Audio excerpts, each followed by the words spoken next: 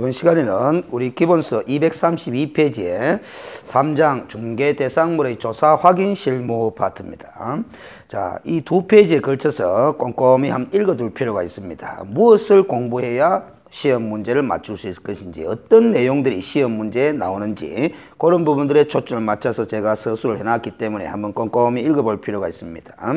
자, 중개대상물의 확인 설명 행위는 우리 개업공인중개사의 법령상 의무사항이기도 하죠. 그리고 더 나아가서 중개 업무의 본질적 요소를 이루는 활동이다.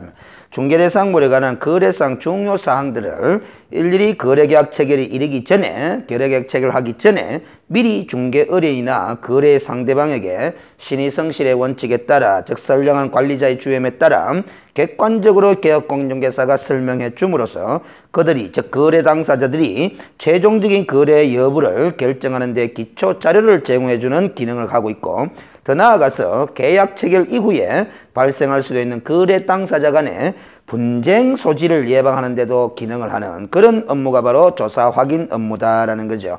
그러므로 이 확인 설명 업무는 거래 당사자를 보호함과 동시에 개업공인중개사의 중개에 따른 책임 소재를 분명히 할 수 있다는 점에서 그 의의가 있다, 이렇게 평가할 수 있겠습니다. 자, 이 조사 확인은 1절에 이제 조사 확인 방법이라고 되어 있는데, 일단 어디를 보시느냐 하면은 우리 교재 다시 저 앞부분으로 되돌아가서 112페이지를 한번 보시면은 법령 제25조 규정에 따라서 개업공인중개사가 확인 설명 의무가 규정이 되어 있는데, 그 확인 설명할 사항이 시행령 21조에 규정이 되어 있죠. 그래서 112페이지의 그 네모 박스 안에 보면은 1번부터 9번까지 이 주로 9가지 거래사항 중요사항을 개업공인중개사가 실무상으로도 정확하게 확인해서 설명하도록 되어 있는 거죠. 이 9가지 사항들을 조사 확인하는 방법이 어떻겠느냐라는 거죠. 그래서 232페이지로 되돌아갑니다. 1절의 조사 확인 방법 한번 보겠습니다. 중개 대상물을 조사하고 확인하는 방법은 일반적으로, 즉 그 주로 9가지 사항을 조사 확인하는 일반적인 방법은 각종 공부를 통하여 확인하는 방법과 개업공인중개사가 직접 현장을 답사하여 확인하는 현장 답사, 소위 인장 활동에 의한 확인 방법으로 구분되어진다, 이렇게 볼 수가 있겠습니다.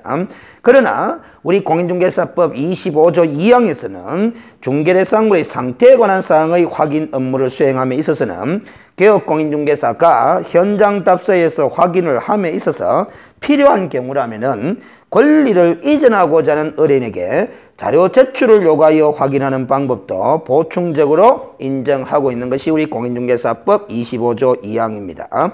그 공인중개사법령 25조 2항을 다시 한번 찾아서 확인해 보겠습니다. 우리 교재 앞부분으로 되돌아가겠습니다. 몇 페이지로 가시느냐 하면은 114페이지에 가보시면은 양갈로 3번의 개업공인중개사의 자료요구권, 협력요구권 이렇게 해서 밑에 25조 2항의 법규정을 수록해두고 있죠.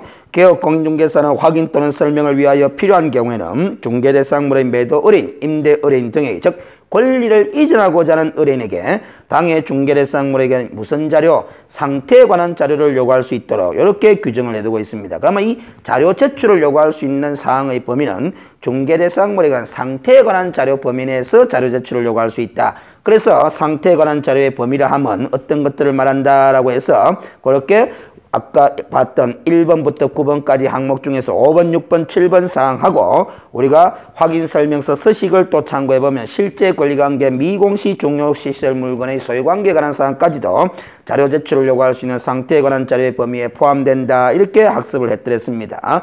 그리고 이렇게 상태에 관한 자료 제출을 요구했을 경우에 그 권리 이전 의뢰인이 응할 수도 있고 불응할 수도 있지만, 불응한 경우는 그 불응한 사실을 취득하고자 하는 의뢰인에게 설명하고 나중에 중개 완성 시에 작성 교박에 되어 있는 확인 설명서 서식에다가도 그 불응한 사실을 기재함으로써 중개 업무 수행에 따른 책임 소재를 명확히 하고자 하는 규정을 두고 있습니다. 이 법 규정에 따라서 다시 232페이지로 되돌아가 봅니다. 결국 자료 제출을 요구해서 확인하는 방법도 인정하고 있지 않느냐라는 거죠. 그래서 우리가 기본적으로 이 중개대상물에 관한 조사 확인 실무에 있어서 조사 확인 방법은 크게 두 가지로 나눠질 수 있다라는 거죠. 공부사항 확인과 공부사항 확인 방법과 현장 답사에 의한 조사 확인 방법으로 나눠질 수 있고, 이 현장 답사에 의한 보충적 방법으로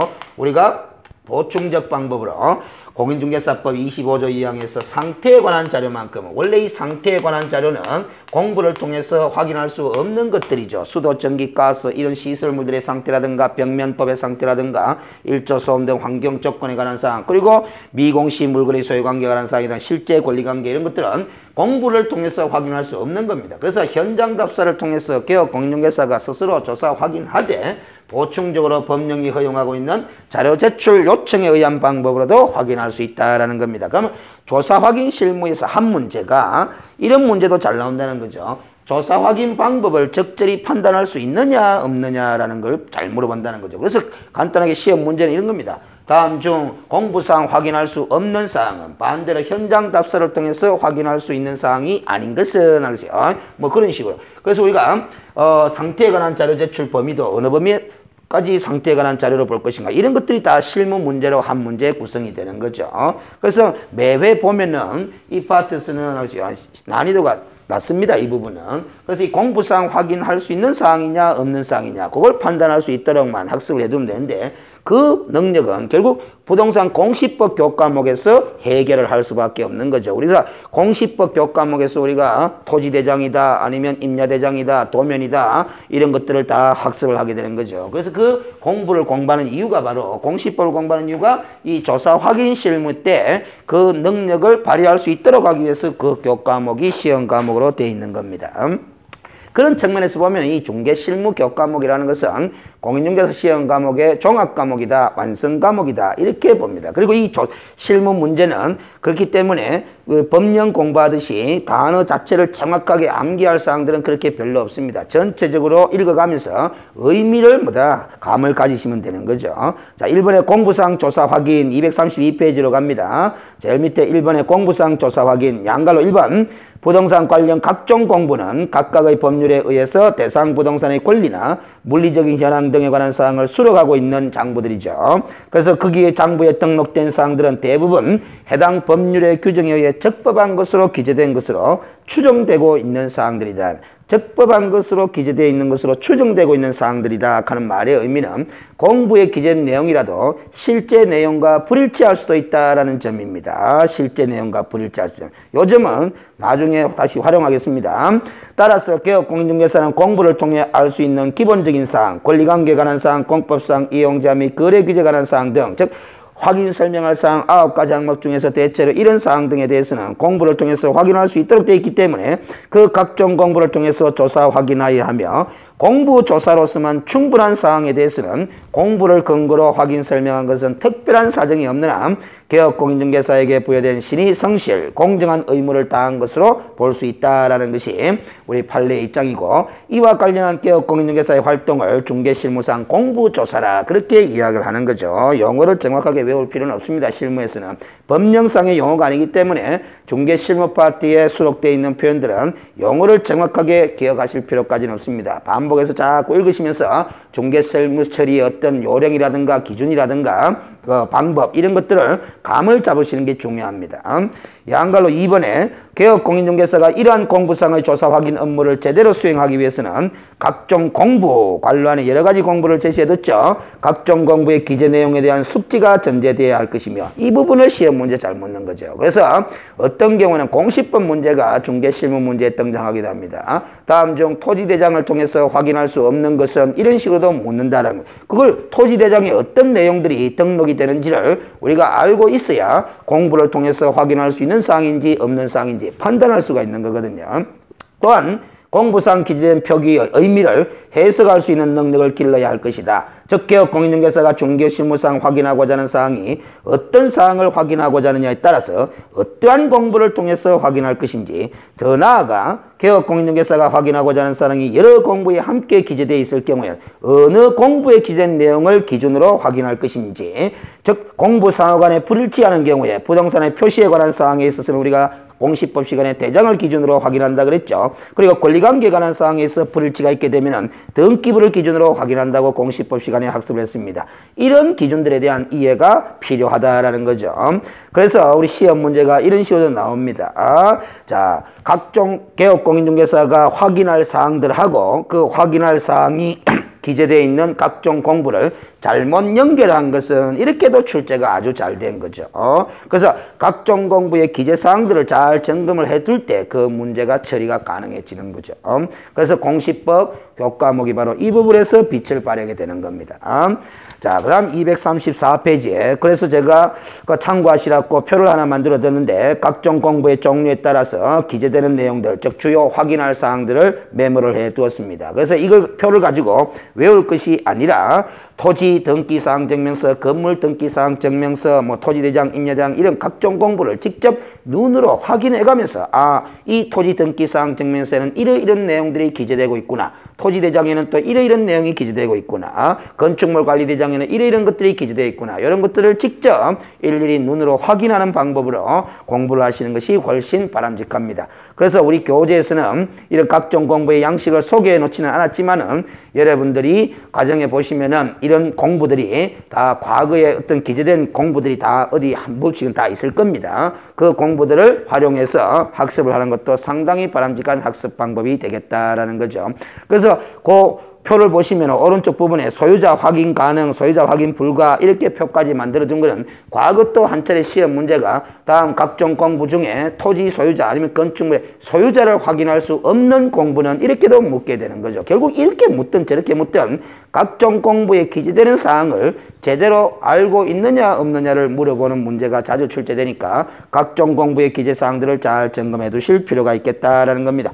그 다음 235페이지에 양갈로 3번에 있는 내용은 그야말로 참고사항인데 최근 2009년도부터는 부동산 행정정보의 일원화 작업이 행해짐에 따라서 각종 18가지의 부동산 증명서들이 하나의 부동산 종합증명서라는 형식으로 따로 이 통합 발급되도록 하는 제도가 지금 시행되고 있는 거죠. 그래서 지금은 부동산 종합증명서라는 통합장부가 발급되면서 아울러 같이 개별적인 공부도 따로따로 발급이 되고 있기 때문에 그런 상황이다 하는 것만 인식해 두고 있습니다. 그래서 부동산 종합증명서의 기재 내용을 물어볼 가능성은 아직까지 희박합니다.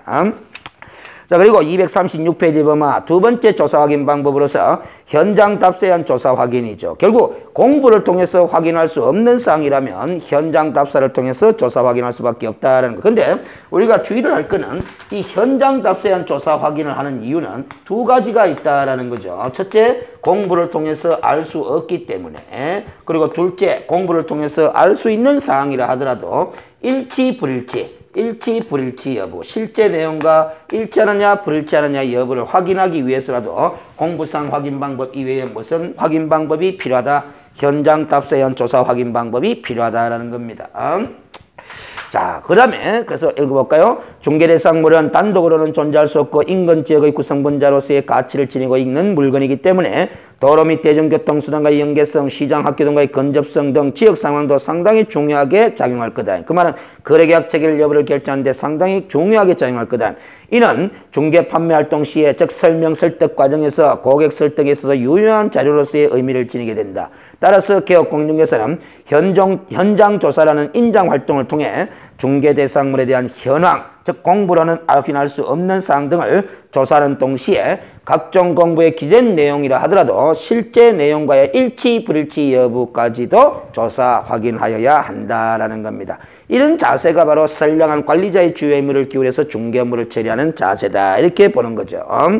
자, 그래서 양갈로 1번에 공부상 기재되지 않는 주요사항의 확인 이래서 여러가지 표로 만들어뒀는데 참고해 두시는데 결국 공부를 통해서 확인할 수 없는 사항들은 다 현장 답사를 통해서 확인할 수밖에 없는 거죠. 그래서 이 표 안에 기재된 내용들은 확인 항목들은 전부 다 공부에 기재되지 않는 내용들입니다. 참고적으로 제일 밑에 보면 공법상 이용 제한과 거래 규제 확인이라고 되어 있는데 이 내용은 토지 이용 계획 확인서라는 토지 이용 계획 확인서라는 공부를 통해서 확인할 수 있는 항목입니다. 근데 오른쪽 내용을 한번 볼까요?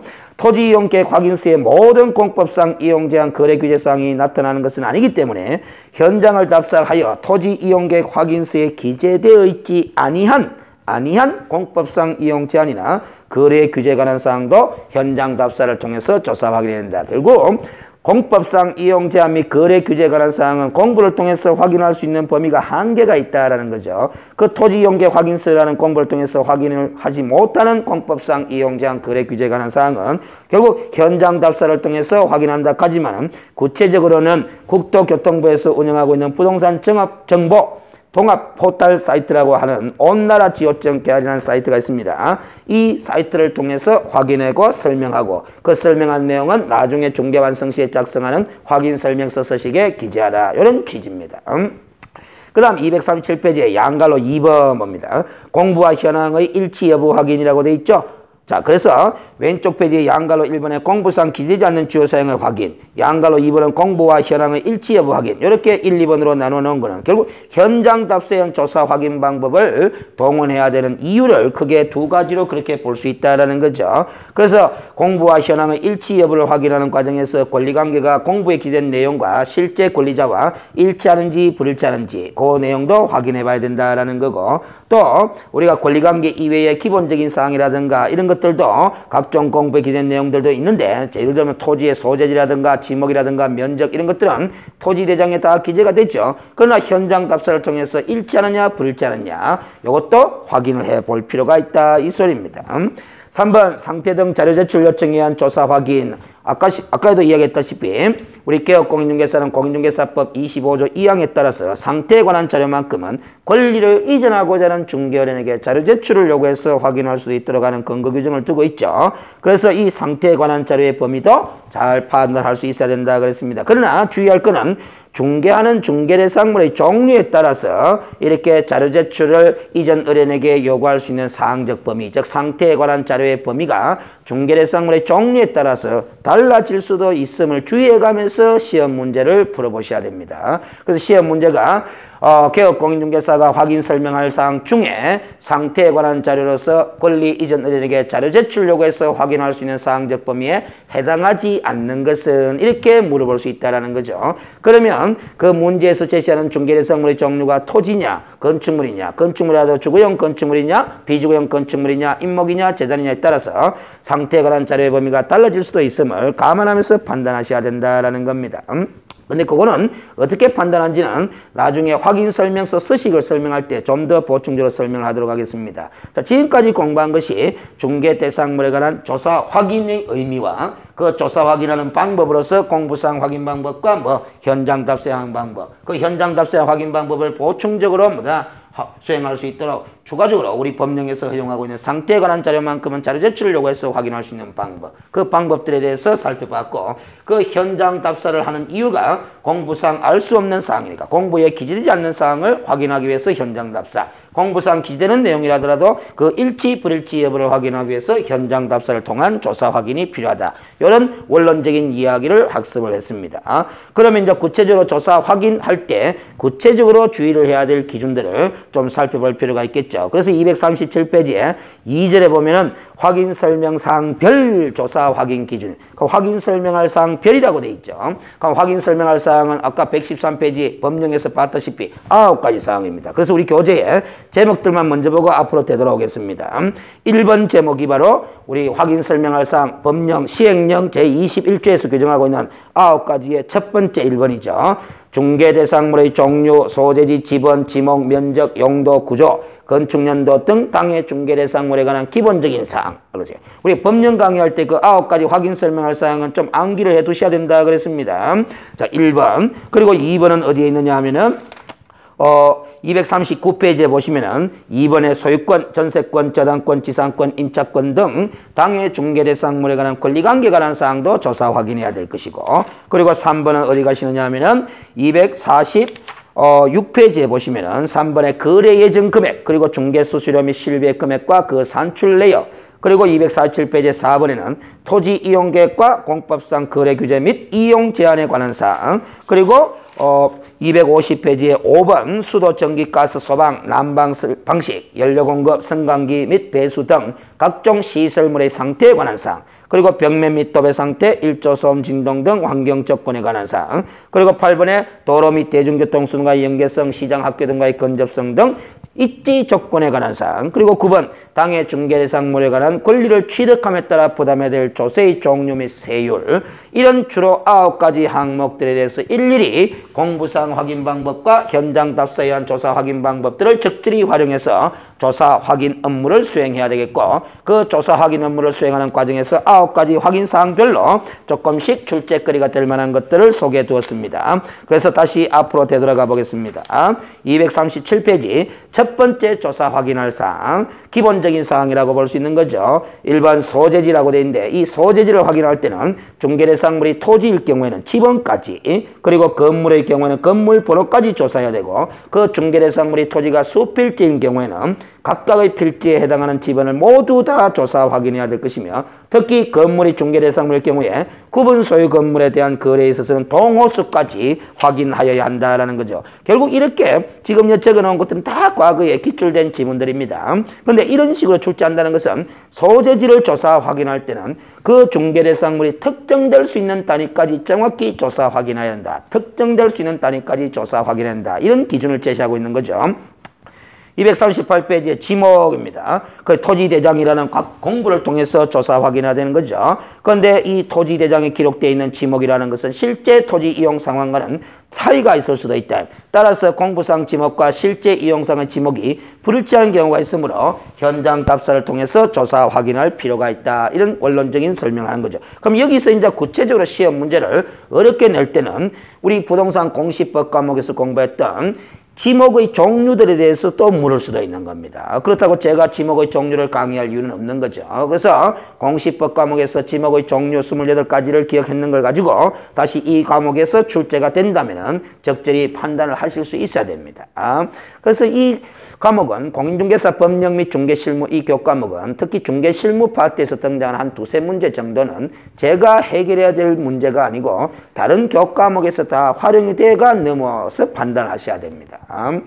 그래서 결국 다른 과목은 점수가 많이 나오지 않는데 이 한 과목만 독자적으로 고득점이 되기란 그리 쉬운 일이 아닙니다. 그래서 이 과목을 고득점하기 위한 가장 지름길은 민법, 공법, 더 나아가서 공시법 요 세 교과목만이라도 점수를 올려놓을 때 이 과목도 자연스럽게 고득점이 될 수 있다는 사실, 그 점을 좀 생각을 하실 필요가 있습니다. 그래서 이 중개사 자격시험 과목에서는 민법 교과목이 가장 중요합니다. 1차의 교과목이기도 하면서도 우리 2차의 이 공인중개사 법령 실무 교과목이 고득점 과목에 상당히 영향을 많이 미치는 과목이 되는 거죠. 그 다음 3번에 똑같은 기본적인 사항으로 분류할 수 있는 면적인데, 토지의 면적은 대장이라는 공부를 통해서 각 필지별로 확인해야 되겠다라는 거죠. 건축물의 경우에는 각 층별로 면적을 기준으로 확인해야 될 것이고, 그리고 우리가 구분소유권에 인정되는 집합 건축물의 경우는 전유 부분의 면적이라는 게 있고 공용 부분의 면적이 있으니까 그 두 면적을 모두 다 확인하는 필요가 있고, 또 이렇게 기재되어 있는 각종 공부에 기재되어 있는 면적이라는 것이 실제 이용하고 있는 면적하고 또 불일치가 할 수 있으니까 현장 답사에서 그 일치 불일치 여부를 조사 확인해야 한다라는 겁니다. 그리고 4번의 건축구조, 그리고 5번의 건축연도 이런 것들, 그래서 우리가 건축구조나 건축연도 다 건축물 대장을 통해서 확인할 수 있겠죠. 그러나 실제 건물과 부합되지 않은 경우들이 상당히 많습니다. 그래서 현장 답사를 통해서 뭐 일치 불일치 여부 내용을 확인해 봐야 된다라는 거죠. 우리가 건축구조라는 것은 건축물 대장을 보면은 뭐 콘크리트 조다, 철근 콘크리트 조다, 이런 슬라브 조다, 이런 표현을 하고 있는 부분이 건축 구조입니다. 그래서 건축 구조를 파악하게 되면은 우리가 건축 기술적으로 내용 연수, 즉 수명을 가늠해 볼 수 있는 거죠. 그리고 5번의 건축 연도를 대장을 통해서 확인하면은 이때까지 사용한 연수를 계산할 수 있습니다. 그러면 수명, 내용 연수에서 사용 연수를 빼버리면 잔존 연수가 남는 거죠. 그래서 이 잔존 연수에 따라서 그 중개대상물인 건물의 가격에 영향을 미치는 요인이 되니까 우리가 건축구조와 건축연도를 공부를 통해서 확인하고 실제 노후 정도를 현장 답사를 통해서 또 확인할 필요가 있다, 이런 측면입니다. 그 다음 경계도 상당히 중요하죠. 권리가 행사되는 범위니까. 그래서 이 토지의 경계는 여러분들 공시법이나 민법에서 학습했다시피 도면상에 등록되어진 경계에 의해서 정해지는 것이지 실제 경계인 담장이나 경계표 등에 의해서 정해지는 것이 아니다라는 것을 주의해요. 이 부분도 시험 출제된 지문들이죠. 전부 다 교재에 수록된 문장들은 다 한두 번씩은 출제된 문장들을 조합해 놓은 것이다, 그렇게 보시면 되겠습니다. 이런 것들이 시험에 나오는구나, 이렇게 판단하시면 됩니다. 그러면 실무에서는 어떤 걸 뭐를 주로 묻구나 하는 걸 판단해서 예습을 할 수 있겠죠. 그 다음 239페이지에 판례를 소개를 하는데 이게 토지의 경계와 관련된 판례인데 주로 민법 시간에 학습하는 판례들입니다. 근데 이것이 이 판례가 우리 중개 실무 지문으로 등장했기 때문에 또 수록을 해 두고 있는 거죠. 판례 한번 읽어볼까요? 지적법에 지금은 법 이름이 바뀌었죠. 공간정보의 구축 및 관리에 관한 법률 이렇게 바뀌었습니다. 그러나 뭐 지적법이라 하더라도 관계없습니다. 어떤 토지가 지적공부에 한 필지의 토지로 등록되면 그 토지의 소재, 지번, 지목, 지정 및 경계는 다른 특별한 사정이 없는 한 이 등록으로서 특정되고 그 소유권의 범위는 현실의 경계와 관계없이 공부상에 등록되어진 경계에 의해서 확정되는 것이어서 토지에 대한 매매를 행함에 있어서는 매매 당사자가 지적공부에 의하여 소유권의 범위가 확정된 토지를 매매할 의사가 아니고 사실상 경계대로의 토지를 매매할 의사를 가지고 매매한 사실이 인정되는 등 특별한 사정이 없으면 현실의 경계와는 관계없이 지적공부상의 경계와 지적에 의해 확정된 토지를 매매의 대상으로 하는 것으로 보아야 할 것이다. 그래서 특별한 사정이 없으면 공부상, 도면상에 그려진 경계가 그 매매의 경계가 된다라는 겁니다. 또한 매매 당사자가 그 토지의 실제 경계가 지적공부상의 경계와 상이한 것을 모르는 상태, 그런 경우가 많죠. 당시 실제 경계를 대지의 경계로 알고 매매하였다고 해서 매매 당사자들이 지적공부상의 경계를 떠나 현실의 경계에 따라 매매 목적물을 특정하여 매매한 것이라고 볼 수는 없다. 이 판례도 결국 도면상에 등록되어진 경계를 기준으로 매매가 이루어진 것으로 봐야 된다라는 겁니다. 그러나 이번의 판례에 따르면 지적법에 의하여 어떤 토지가 지적공부의 한 필의 토지로서 등록되면 그 토지의 경계는 다른 특별한 사정이 없는 한 이 등록으로서 특정되고 다만 지적공부로 작성함에 있어서 기점을 잘못 선택하는 등의 기술적인 착오로 말미암아서 지적공부상의 경계가 진실한 경계선과 다르게 잘못 작성되었다는 등의 무슨 사정이 있는 경우, 특별한 사정이 있는 경우에는 그 토지의 경계는 지적공부에 따르지 않고 실제 경계에 따라서 확정되어지는 거다. 그러면 결국 1번에 수록된 판례와 2번에 수록된 판례를 서로 종합적으로 비교해보면 특별한 사정이 없으면 공부상 등록되어진 경계에서 확정이 되는 것이고 특별한 사정이 있는 경우 가장 대표적으로 이 사례에 따르면 기점을 잘못 선택한 등의 기술적인 잘못으로 말미암아 공부상의 경계가 잘못 등록되어졌다라는 이런 특별한 사정이 있다라면은 지적공부에 따르지 않고 뭐 실제 경계에 따라서 경계가 확정되어질 것이다라는 겁니다. 그 후에 그 토지에 인접한 토지의 소유자 등 이해관계인들이 그 토지의 실제 경계선을 지적공부상의 경계선에 만약에 또 당사자들이 일치시키기로 합의를 하였다면은 그때부터는 당연히 또 지적공부상의 경계에 의해서 토지의 공간적 범위가 소유권의 범위가 특정된다라는 겁니다. 알으세요? 자, 그래서 지금까지 봤던 것이 우리 중개대상물에 관한 확인 설명할 사항 중 주로 9가지 중에 1번 소재지다, 지번이다, 지목이다, 면적, 건축구조, 건축령 등과 같은 중개대상물의 기본적인 사항들에 대한 조사 확인과 관련해서 좀 주의를 기울여야 될 조사 확인 기준 이런 것들을 한번 살펴봤더랬습니다. 잠시 쉬었다가 2번부터 9번까지 조사 확인 설명할 사항별로 또 세부적으로 주의를 기울여야 될 사항들을 점검하도록 하겠습니다.